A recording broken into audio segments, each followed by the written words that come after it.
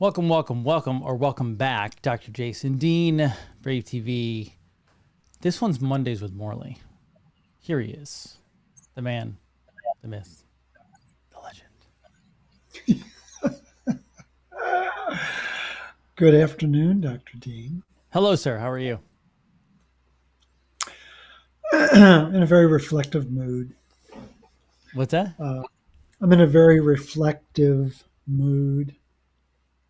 Reflective mood. Well, what are you reflecting on? Well, as I was saying just before we started the show, I think there's two ways of thinking about disease on planet Earth. And the overwhelming majority of people and practitioners believe there are 100 or more reasons why we get sick. I don't buy that. You say that again. There's 100 reasons why we get sick. Yeah. Yeah, that's not true. Yeah, I think there's only one reason. Tell me. Well, we have this three-ring circus called iron, oxygen, and copper. And if they don't play nice, they stir up problems in the body. And the evidence is overwhelming. The amount of proof, it's just getting people to take the time to process it or shift their belief system to adopt it. But this idea that, it's like layers and layers of parasites. Yeah, well, what are they feeding on? Oh, yeah, they're feeding on iron. Well, why are they prevalent? Oh, there's a lack of copper. And what do they produce? Oh, yeah, they produce oxidative stress. And then, oh, let's play with heavy metals. And suddenly we're talking about oxidative stress again. And it's just everything vectors back into the same three problems: copper, iron, and oxygen. And you had suggested coming with some case studies. So I thought, okay, let me think of a couple that would be really fun. Sure. And so I have a woman who's in her 50s who I didn't know took Accutane back in the day before she had children. Okay. For several years. Do you know, have you done much research about Accutane and what it does? I've not done a bunch of research. My wife has done a little bit more, and I know enough that it's freaking poison. It's freaking poison. Well, here's why it's freaking poison. Is there is a specific derivative of retinol. So when we go out in the sunlight, there's two things that happen. Everybody knows we make vitamin D. Well, the way we make vitamin D is that folate, which is copper dependent and interacts with the sun, it digs sunlight. It triggers the synthesis of turning cholesterol under our skin to the precursor to vitamin D. But wait, there's more. But wait, there's more. That sunlight activates that same vitamin, which stimulates the breakdown of retinol, vitamin A. That's what people don't know about. And vitamin A has 4 hormones, where vitamin D has 1. And one of those hormones is called 13-cis-retinoic acid. Okay. And it's a really powerful metabolite. And what it does is it activates pumps, little enzyme pumps in our body that load copper into its enzymes, things like ceruloplasmin and things like the PAM enzyme and things like superoxide dismutase. All of those need to be loaded. And then those same pumps regulate. If there's too much copper, we got to get rid of it. They're regulating it the whole time, managing the production of enzymes on one side and getting rid of excess on the other. And the people who believe in copper toxicity don't understand what those pumps do. They don't understand the elegant design of the body. But what Accutane does is it's a synthetic form of 13-cis-retinoic acid, which hypersynthesizes um, ATP7B, which is the pump that makes ceruloplasmin. And you think, hey, that's a good thing. That's great. Except that it burns up all the copper you've got. And then people become really depleted. It's the exact opposite of what you'd expect. It's so it accelerates the process that it burns the person out. And so I learned today that this client had taken Accutane. And then she had two boys, neither of which is, you know, 100%. But here's the amazing part.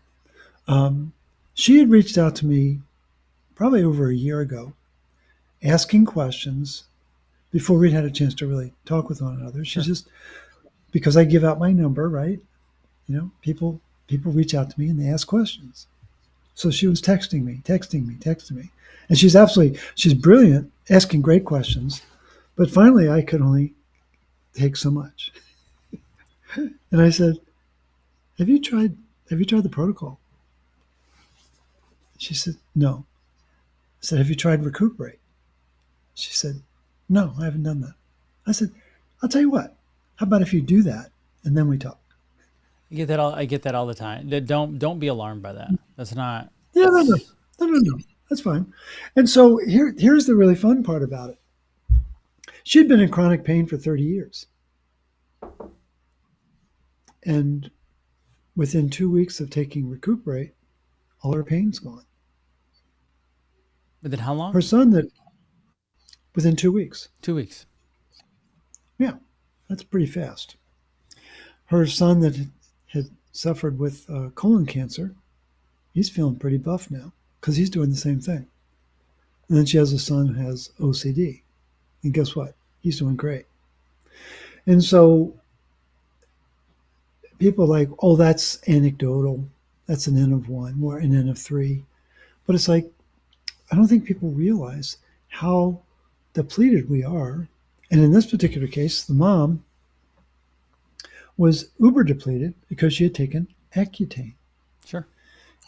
And it's, there are other medications that have similar properties, but I don't think there's anything as powerful as Accutane, as you alluded to it as poison. And it's just an amazing situation where now she can't stop sharing this information with her family and friends and neighbors. And it's exciting that people can have that kind of resilience. Sure. Decades after they had a problem and regaining their function. And another fun case study is a client of mine named Paul, 86 years old. So you got a picture, a guy older than me, but right? But full of vim and vigor. And we did the consult, and I told him, I said, Paul, I think it would be a really good idea for you to do the protocol, and why don't you just take one capsule of Recuperate? He said, sure, I'll do that. And this goes back to, easy enough, right? Yeah, straightforward. This goes back to last year. And then we're scheduled to do another consult in March of this year. And he sends over his blood work before the consult, and his copper is at 206. It's supposed to be around 100. And I'm like, oh boy, what happened here? So I get on the consult. And I said, hey, Paul, thank you for sending over your blood work. I said, I couldn't help but notice that your copper was a little elevated. Again, you got to picture this guy's 86, full of vim and vigor, and he leans into the camera and he goes, I know, isn't that exciting? And I said, yeah, it is exciting. I said, it's a little higher than it should be. He said, I know. And I said, so what exactly did you do? Oh, no. He said, well, Morley, You told me two things. You told me that I was in charge. I said, yes, I did. You are in charge. He said, and you told me to take one recuperate. Well, I decided to take 6. So that's 12 milligrams of copper, which is the upper, according to the NIH, that's the upper tolerable limit. I went, okay, that's impressive. I said, so what have you noticed since you've done that? Again, he leans into the camera and he goes, well, Morley, all my sleep issues, all my memory issues, all my muscle aches are gone. I went, awesome. So it's just, I think it's amazing, again, at that very tender age, that he was able to reverse a lot of discomfort that he had had for over a decade. And it's just by following the protocol itself, but he went a little bit hyperbolic with the supplements, but actually there are quite a few people out there who do that. Not at my direction, but they are very inspired to try to feel better. And I think the message is, this is of an important part of our physiology that's been missing for quite some time. And I think it's important for people to know that it has that kind of impact. And the one thing that I would also add before we get into our little repartee, there's a famous team at University of Wisconsin in Madison. Back in the 1920s, they were doing some very important research around copper and iron. And in 1927, they were trying to figure out what's it going to take to reverse anemia in rats. And so they did all sorts of work to isolate 5 different types of iron salts: iron citrate, iron sulfate, iron phosphate. Can't think of the other 2 right now, but but the point is that they had 5 different forms of iron salts, none of which reversed anemia. And then they did something that no one had done up to that point. They fed the animals lettuce and some of the animals beef liver. And the anemia changed like that. And in this particular article from 1927, Dr. Hart was the head of the department at UW-Madison, biochemistry department. They hadn't quite identified that it was copper. That came the following year. But what's really significant is to find out that they had identified 5 different iron salts that none of which reversed anemia. And guess what is used today, a century later? Those same 5 salts being given to people to, quote, correct anemia. And they were emphatic in their paper in 1927 that it doesn't work. It was very clear. It doesn't work. Don't do it. And yet that's the cornerstone of anemia intervention in the modern world. So we've got this complete juxtaposition of, we've got this metal, copper, it works. We've got this metal, iron, it doesn't work. And yet we've conflated the two, and it's a crazy time. So those are my opening thoughts. Okay, so I always try to get to the source. What's right? that? You want to get to the nut. Well, how trying to think of how to actually ask this. It's not a hard question. It's just the source of the problem, right? So what is your earliest studying, reading, or observation of copper iron research? It would be the 1920s. 1920s? Yeah, there were a number of teams. Warburg and Krebs were focused on copper and iron. Schultz, Sachs, the whole team at UW-Madison, Hart, Steenbach, Waddell, LVM. So there's nothing historical before that? Nothing at all? Nothing where they're looking at both at the same time. Well, the reason I ask that is, like Béchamp, in the 1800s, right? Yeah. Did no one look at copper then? Did no one look at iron? Did no one look at any of that? It's great. That's a great question. There were three cholera outbreaks in Paris in the, I think it was like the 1850s, which would be about the time of Béchamp. And the only people who did not get sick from cholera were people who worked in copper mines. That's documented. That's a known historical fact. Um, just because of the nature of copper, it prevented the cholera from disrupting the digestive tract.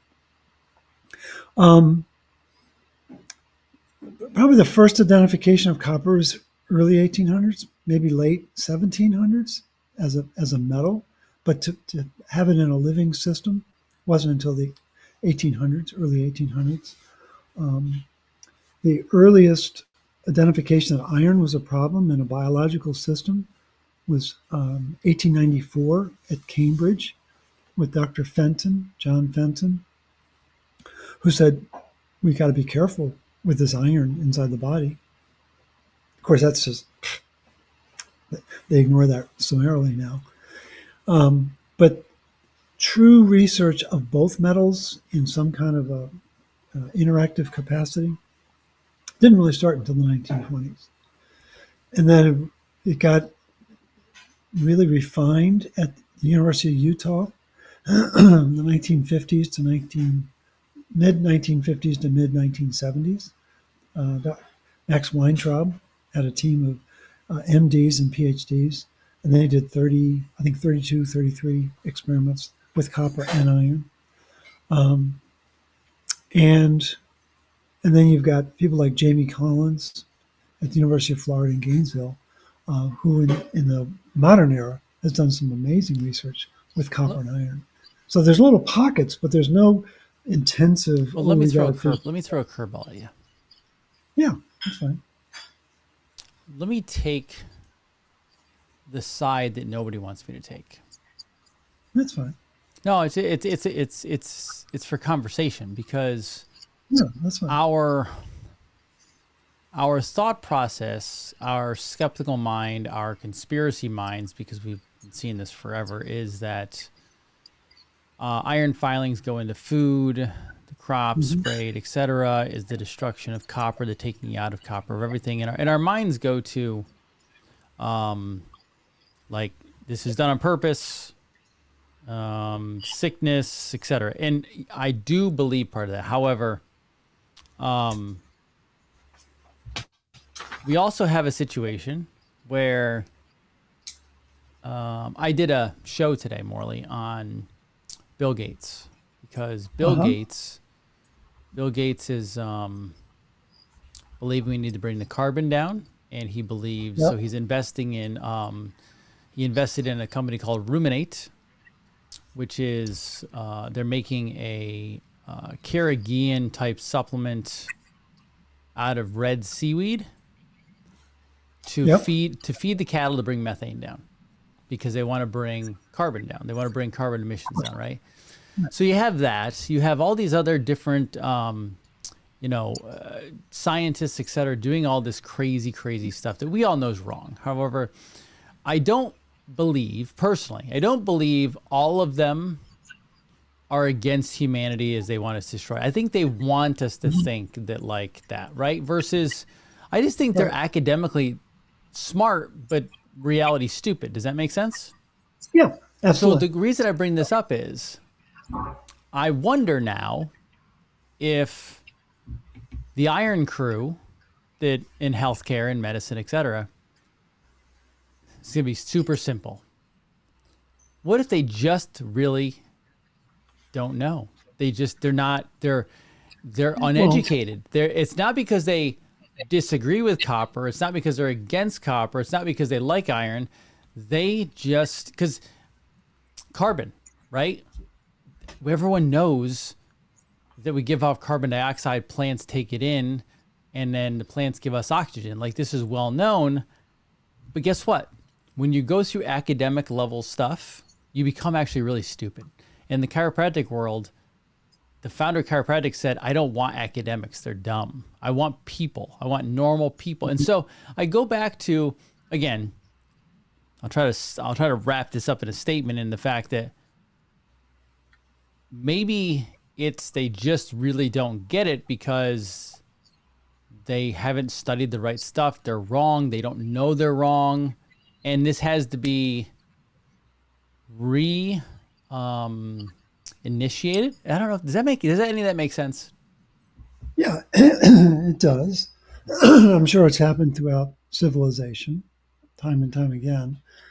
I think it's worth knowing that there's an enzyme to break down methane gas. Can you guess what its catalyst is? Copper. Ding, ding, ding. And so this idea that less carbon is going to enable more health or more life it's completely flawed. I mean, Totally is. Completely flawed. And I don't think there's a balanced debate taking place about it. And because academics always think they're right. Correct. Yeah. There's no other way. They think that their study, their science is the preeminent science in the world. They won't even look at clinical stuff. They won't even look at clinical cases. Right. I mean, my roommate from college, great guy, he's convinced we're going to go into the toilet because of the carbon emissions. I'm like, what are you talking about? And so I saw a really interesting picture of a tree, like a little pine tree, being grown in different amounts of carbon. And it's the more carbon, the more vital the tree was. Yeah. I mean, it was a complete refutation of the whole argument. Again, we are in this mind warp where it's hard to get the truth out because of the distortions and the misunderstandings. And it could very well be just they simply don't know, or they haven't embraced the totality of information that's out there. It's hard. There's a lot of information. But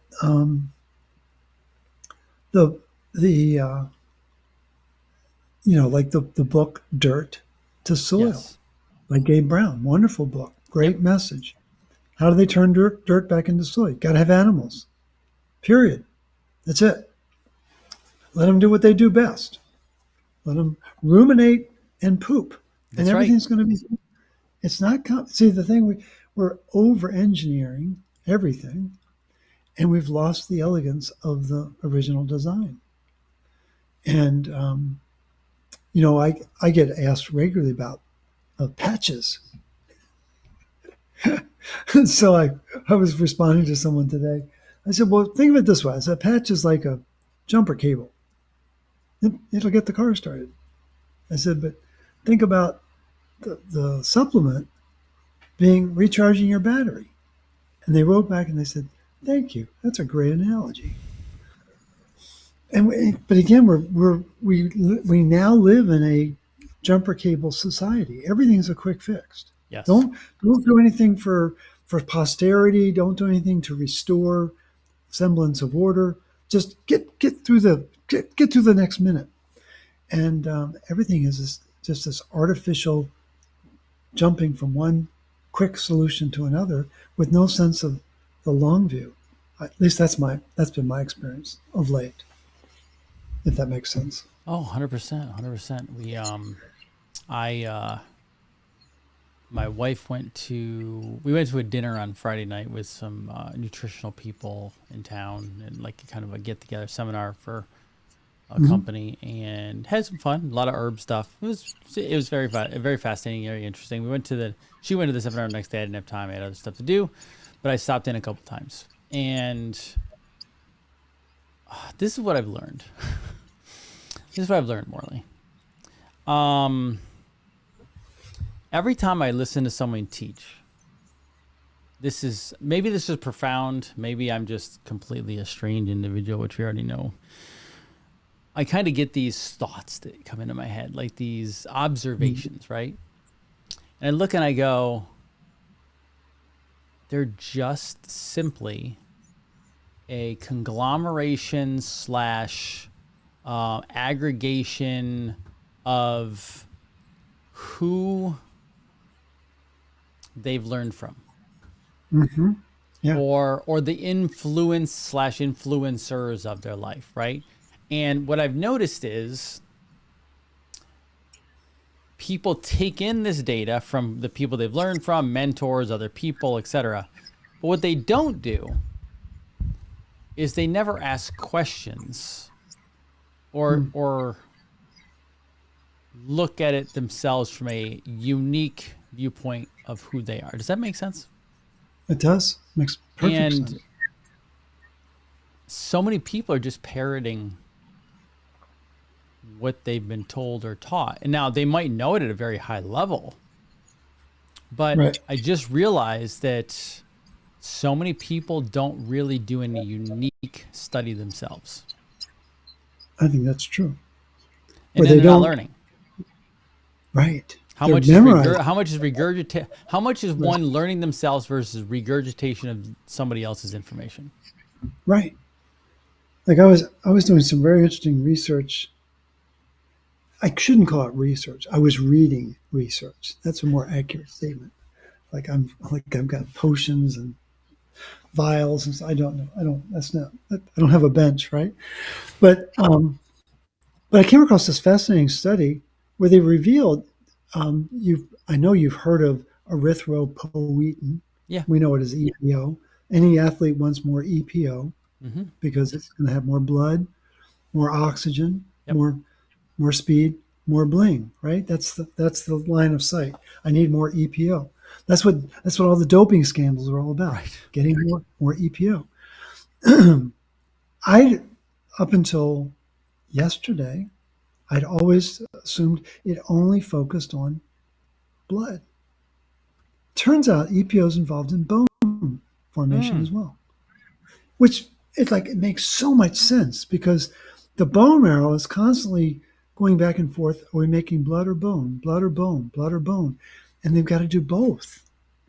And so wouldn't it make sense to, if you're going to economize and make a more efficient um, enterprise here, entity, use one hormone that can work on both sides of the fence.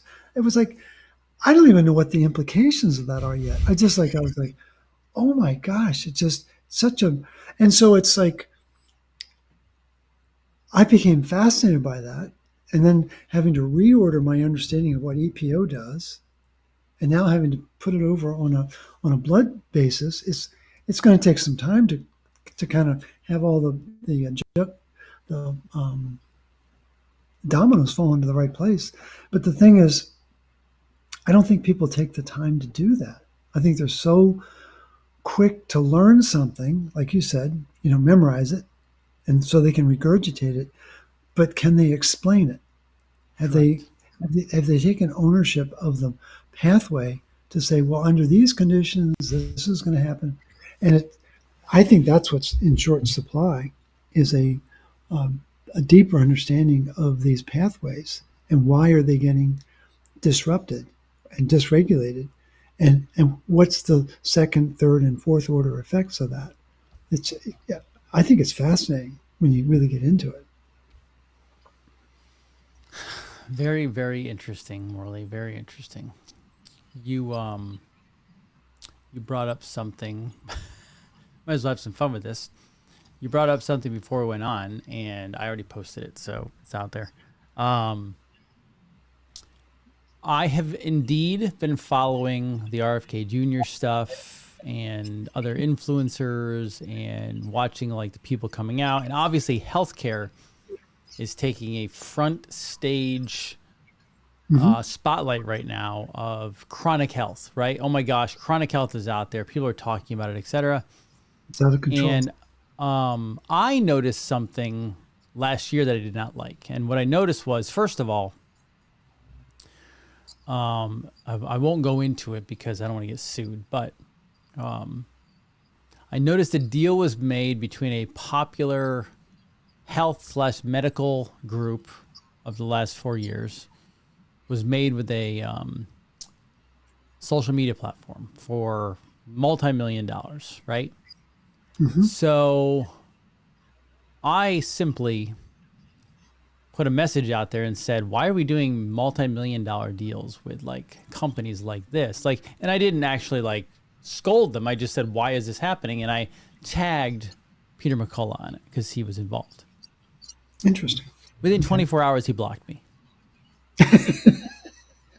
All he did was ask a question, Morley. Yeah, I I know. don't like questions. As I've watched the last year, I see the chronic health thing come forward. And Right. then I did not get to see this yet.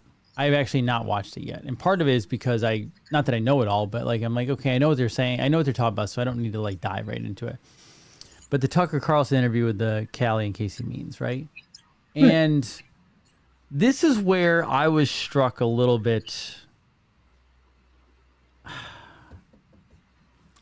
This is the thought that came to mind when I saw that, because what I also saw was Dr. Peter McCullough 3-4 months ago coming out, and he was going across all platforms on interviews and saying, keep in mind, this is a guy who is a pharma consultant, is now saying the childhood vaccine schedule is out of control, and I knew something was wrong a long time ago.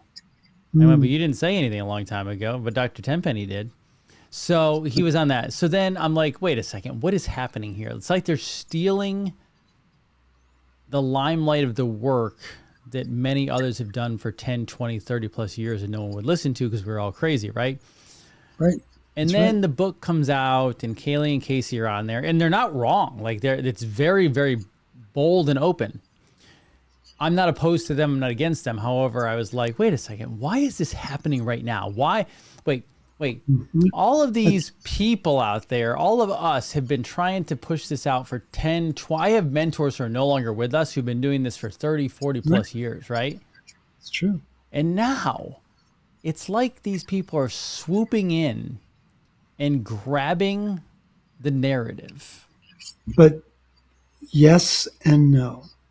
Tell me what you think, because we were talking about this before we came on. They're grabbing the veneer of the narrative. The near? Veneer. Veneer, The very, okay. Yes. The veneer, the very top layer. And, they're talking about metabolic dysfunction. Yeah. They're talking about poisons in the food. No one's talking about mitochondria, though, or copper. No. They're not down to that level. Right. And I don't say that to be critical. And I don't know if they can, because people would not tune in. Well, that's the whole point is, and maybe in their defense, maybe they know that but there are a lot of people who check in with us. A lot of people check in with you individually and me individually. Sure. But for some reason, it's like if you bring up the mitochondria, suddenly it's like, whoa, why?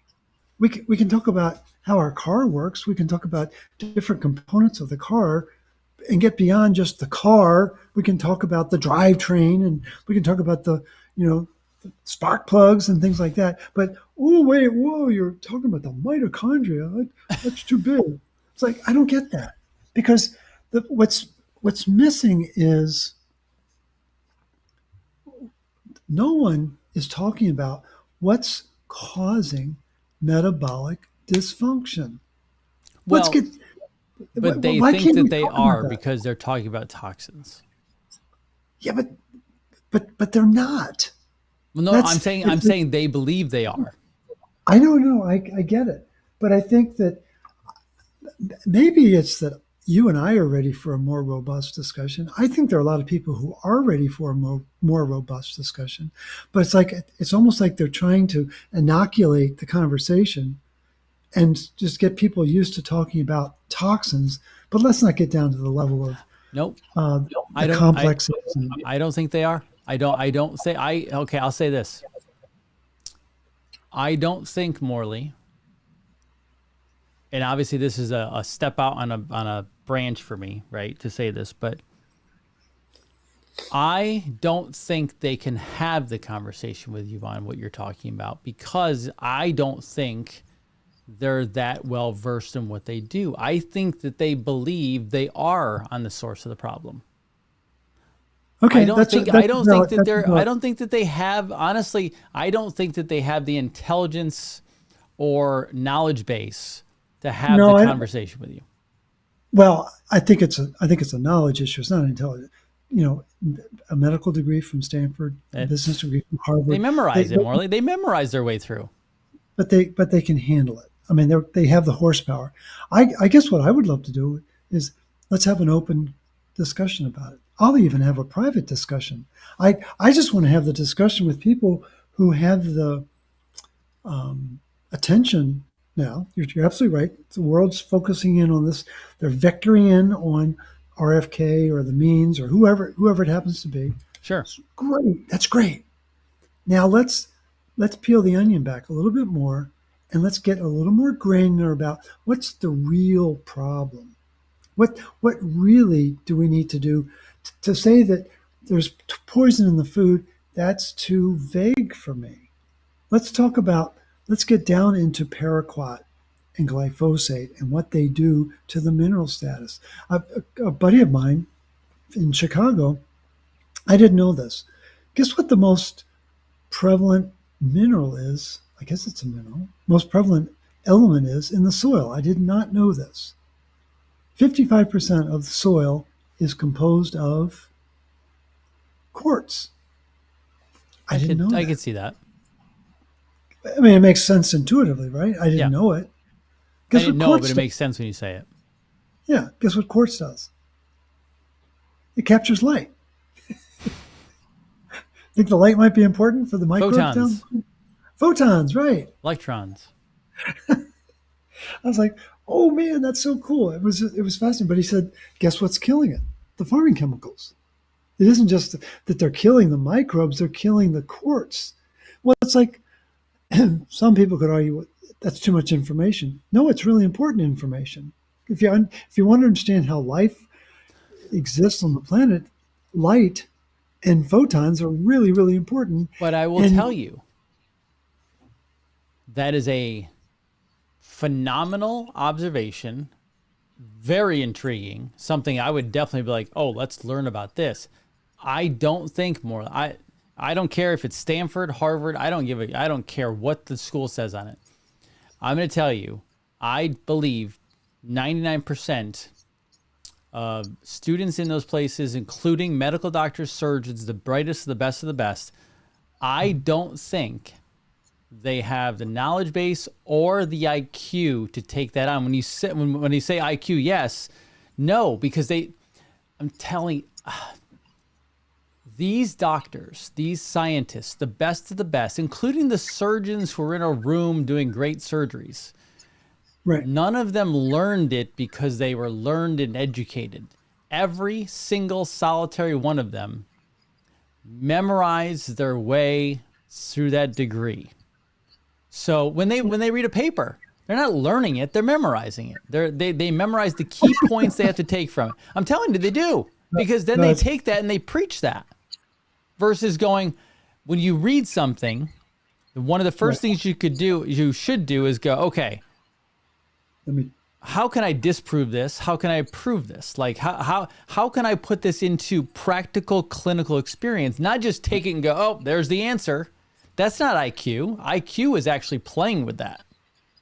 Well, I think they have the horsepower. I think they haven't applied it in the way that you're talking about. It's just, it's not a criticism. It's just they have a skill set that served them well to get through their respective graduate And we all programs. had to. I mean, we all had to memorize crap. I mean, Oh yeah, right. Oh yeah. No, to we've all get done through, it. just to survive.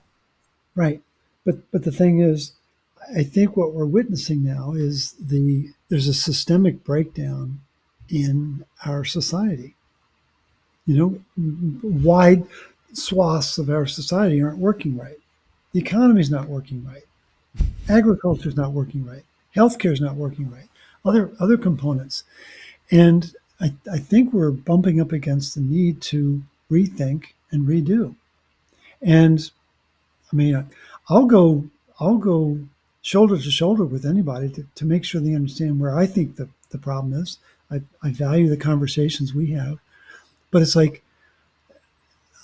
I would rather invite Casey and Callie Means into a dialogue and begin to introduce the next level of understanding, because I think it's absolutely fascinating that it isn't that it gets more complicated. I think it actually gets simpler. When you really begin to understand, back to the three ring circus, copper, iron, and oxygen, it's like you're like, oh my gosh, that explains so much, and it does. And so then you can really begin to make change on a much bigger scale. I don't know whether they're an insurance policy to try to slow down the change process, or they, like you say, they're just trying to take advantage of the agenda now and ride that wave.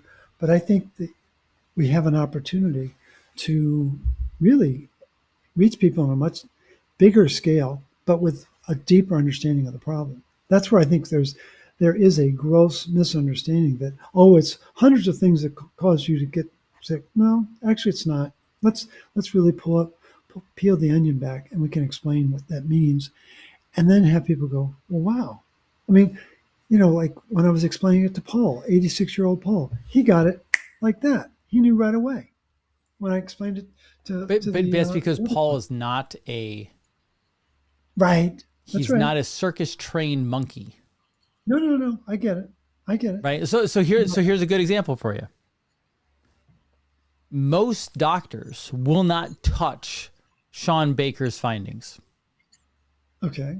You know who he is, right? Yeah, I do. Yeah, I spoke. So the guy's been doing carnivore like 6 or 9 years straight or something like that. His blood work is perfect.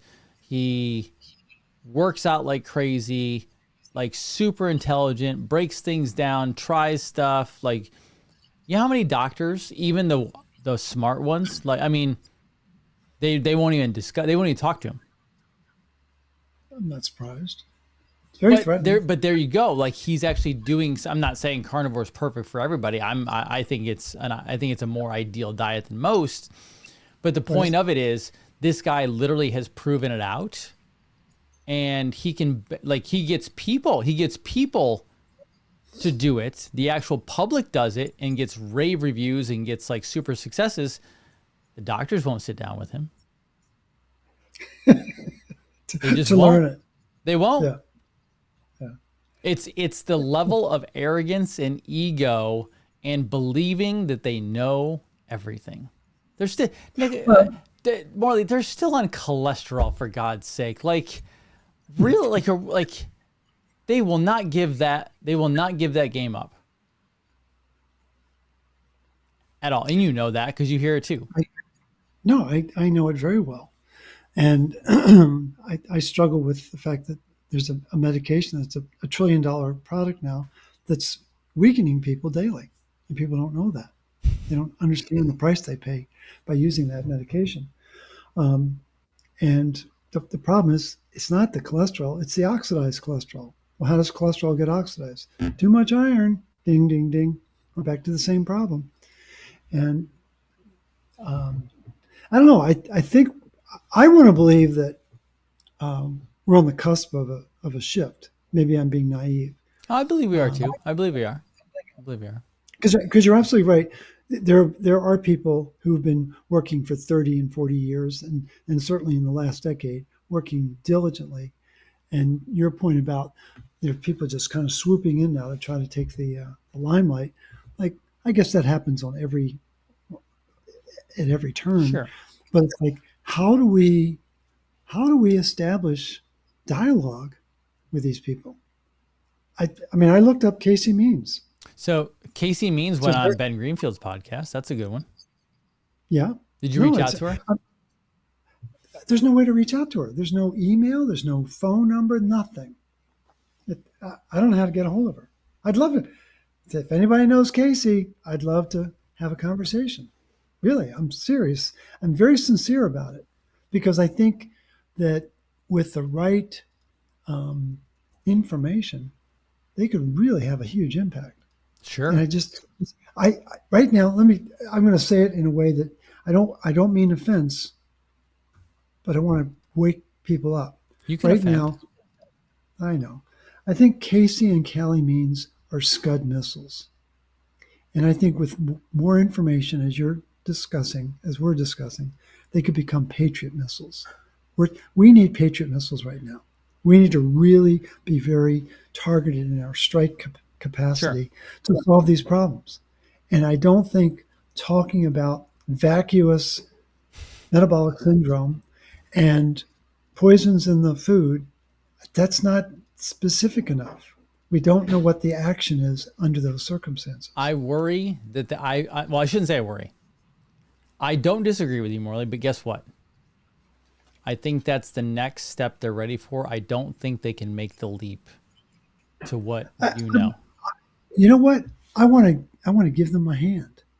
Sure, no, I get it.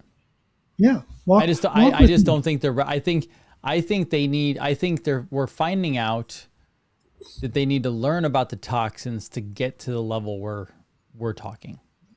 Maybe so. I mean, I was talking last Friday with the wife of a physician. He's I think he's a urologist.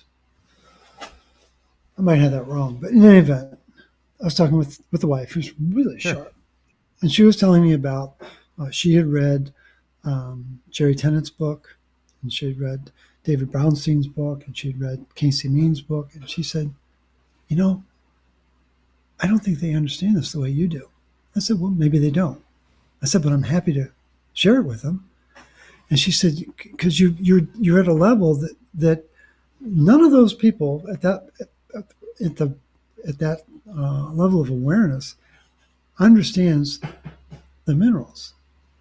But I think it's time. I really do. Sure. I think there's a time for everything, right? And so, and this is not ego. I just think society's ready for this now. And if I can be a facilitator, a catalyst, that's my delight. If you know what, if Casey and Kelly Means get all the credit, I don't really care. I really don't. I absolutely don't. I want people to know the truth and be able to take advantage of that truth. I think you're more open. I respect that about you, because you just said something that I am not comfortable with yet. And you said that you don't care, and I understand this because other people told me this. You don't care if they get the credit or someone else does. And I'm still a little stuck in. I think that the right people need the credit. And I'm not talking about myself, because there's people way before I am, right? Yeah, no, I get it. Absolutely. But there's been too much work done at this point. There's been too much work done by really great people out there. And for a popularity contest to come in and sweep, it's kind of like Bucola grabbing the vaccine thing. Like Tenpenny owns that world. Like, of course he does, right? Like, come on, you know what I mean? But see, I think people like Fred Kummerow or Edwin Hart or Conrad Elviam, these are huge names in the copper world. Or someone who's really like Jamie Collins at Florida, or Svetlana Lutsenko, or Dr. See, I think they all deserve the credit. They do. It's like someone's got to bring it forward. And I feel like I keep bumping up against a firmament here. It's like it's right here. I can't get past the firmament. But it's like I'm happy to facilitate the awareness in someone who's broken through the firmament. That's great. But it's time for that. And so anything I can do to spread the word. And yeah, I'm very sincere. I've said this probably for 15 years. It's not about getting credit. It's about getting the truth out there. It's time. Now that I know what I know, it's like, we're not going to make it if we don't begin to circle the wagons around this truth. You're a more mature man than I am right now, to say that. Well, I'm an older man. No, because I'm actually saying that just out of trying to be humility with that, which is I'm not there yet. When I say that, because when I say that on social media, people are like, it's not about you. And it's really not. I came in the chiropractic under, my God, a handful of mentors. Some are gone, some are still going. Some people have been doing this 50 plus years. And I learned under them, and I still give them all the credit. And it literally drives me up a wall to see those people not getting I get the it. trophy that they deserve. I absolutely respect that. I understand that. But I also understand And your viewpoint. yeah, I just think uh, I think our back is against the wall. I really do. I think, and it's good that there's more traction around. We have problems. We've got to deal with the health issues, but we've got to be more precise with the solution. Not this. Well, we got to get rid of the toxins and we got to get rid of the chemicals. And it's like, let's be really specific about that. And I thought I saw Kelly in another interview, and he made a very powerful statement, which I agree with. He said, "I would not." Going forward, I think we should stop using and subsidizing substances that we know are a problem. Now, he didn't say what he was referring to. We can put into our own thought process what he was referencing. But I thought that was a very powerful thing to say Is that that showed some real awareness of the second and third order implications. But I think we're ready to get granular. That's where I am. I think we need to get granular. can you say that though when you're on the Council of Foreign Relations Committee? I don't know. I don't know. I really don't. You know, that's a pretty interesting group, pretty powerful group. I don't know. It is. Oh my goodness. I have to go a little early today because I have a meeting that I have to run to after this. It's been a crazy day. Any last things that you want to hit them with or believe they should have? And we'll do some questions next week. Be more curious than concerned. Agreed. Ask more questions and demand better answers. Good point. Don't settle for a pablum answer. Say, well, have you really thought that through? Can you really explain it? Draw me a picture about that. How does that work? I think we're at that level of inquiry that we need to hold the practitioner's feet to the fire to say, explain to me exactly how this is going to benefit me. I just think it's accountability, and that shows a level of engagement and maturity that I think we need to adopt in this situation. Agreed. I thank you for your time today, sir. Thank you. And if there's anybody out there that knows the means, I'll work on it. I'm happy. I'll work on it. I'll ask some contacts. Yeah, everybody, I'd love it. For Morley, I'm Dr. Jason Dean. It has been Mondays with Morley. Share this far and wide if anyone's willing to have the conversation. It's not an easy conversation to have. It's also high level because he'll take you down some rabbit holes of copper and iron. But have a great Monday night, everybody. Take care of yourselves. Be well. Bye-bye. Bye-bye. Health, freedom, knowledge. This is Brave.